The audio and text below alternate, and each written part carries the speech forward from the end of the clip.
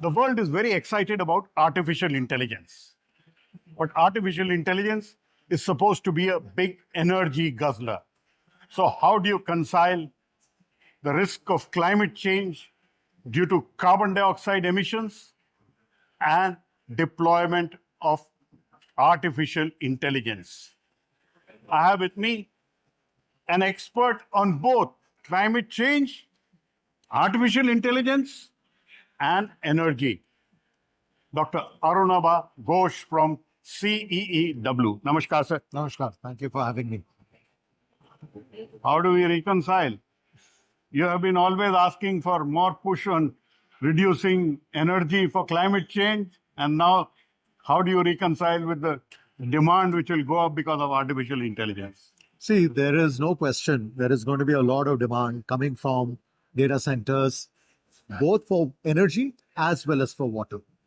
We estimate, for instance, in India alone, by 2030, right now we have about 0.5 gigawatt of electricity consumption that is going towards data centers. This will rise to up maybe about 6.5, 7 gigawatts. So there's a significant increase in the energy demand. Equally, there's a significant increase in the water demand to cool these data centers. The question before us is not an either-or. I would urge everybody to say this is a false binary, that either you do climate action or you do AI and data centers.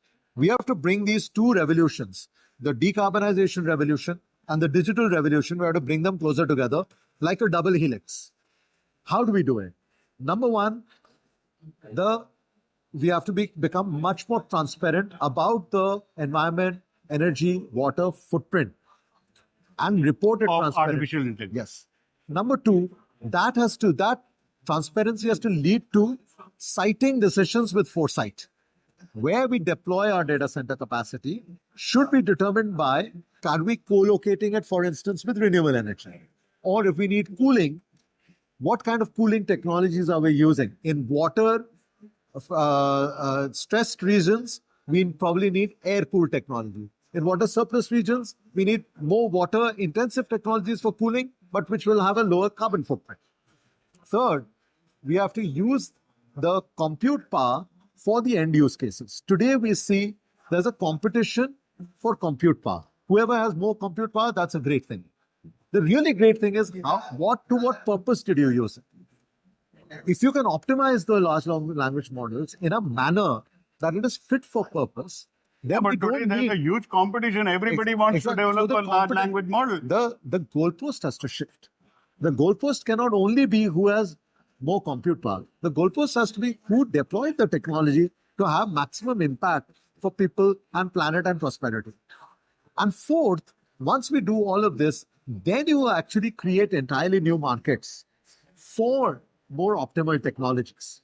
So why can't we have less electricity using data centers? Today they are guzzlers. Yeah. So exactly. So why are we chasing NVIDIA chips which are energy guzzlers? So what we will need to do is establish parameters on water use efficiency, on power use efficiency, and on carbon efficiency.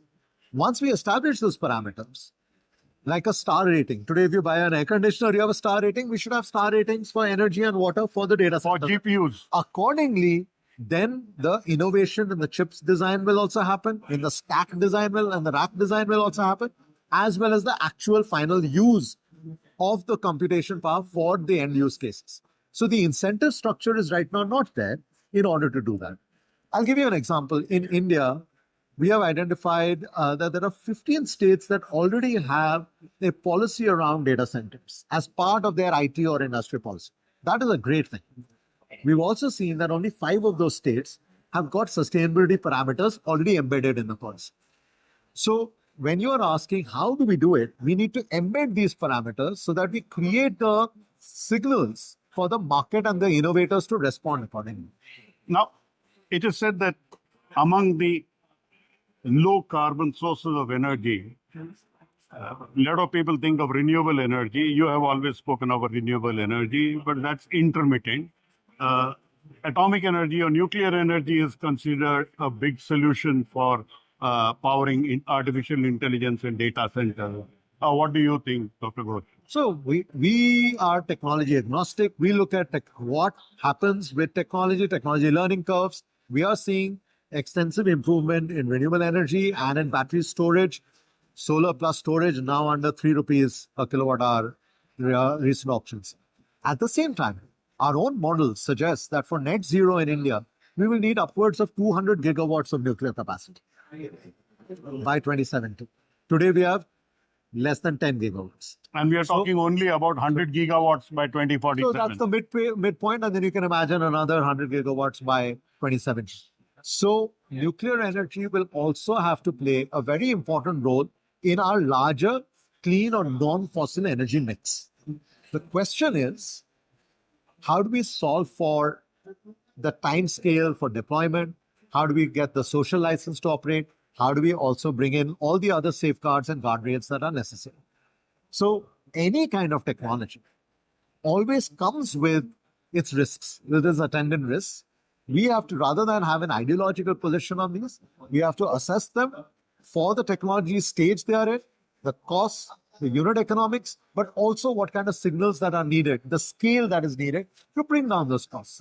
If we did that right, then nuclear plus renewables can offer the baseload plus the meeting the peak demand, etc. That can be optimized based on when the sun is shining the most, when the wind is blowing the hardest. And again, you leverage AI to optimize for those electrons. What AI also manages to do is that you are able to have a much more distributed energy infrastructure, because then the flow of the electrons is not linear, but much more interoperable between you and me, not just as consumers, but also producers of energy. So nuclear energy fits in that larger suite of technologies and market design that we need to build the power markets of the future. So you're saying there is no paradox between deploying artificial intelligence and mitigating the risk of climate change. Is that a fair assessment I'm making?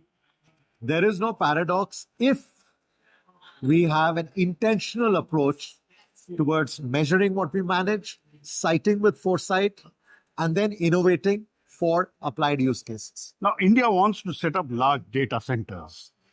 Is that a good idea? The role of data sovereignty is increasingly something that is informing AI policies across the world, including in India. So I do not want to comment on whether it's a good or bad thing. What we as an organization are assessing is, should this happen, what's the best way to do that? What's the best way to cite them? What's the best way to scale this technology? At the same time, leverage the technology for the climate action. As I said earlier, both AI and climate tech are general purpose technologies. They impact all our economic sectors. So when do you think you'll be able to develop the star rating about energy efficiency and reducing the risk of climate change to artificial intelligence? I think give us a couple of years, we should be able to come out with something like that. What a pleasure speaking to you, Dr. Ghosh. Thank you. There is so much to learn from you on the issue about both climate change and also on artificial intelligence. What a pleasure. Thank you very much. Thank you. So that was Dr. Arunabha Ghosh from CEEW telling us that both climate change mitigation and artificial intelligence both have to go together. He's promising to develop a star rating on the efficiency of the data centers and the GPUs based on both how much energy they use and how much climate risk they promote. We will wait for that. At the big AI Impact Summit in New Delhi, Pallava, Bagla for NDTV.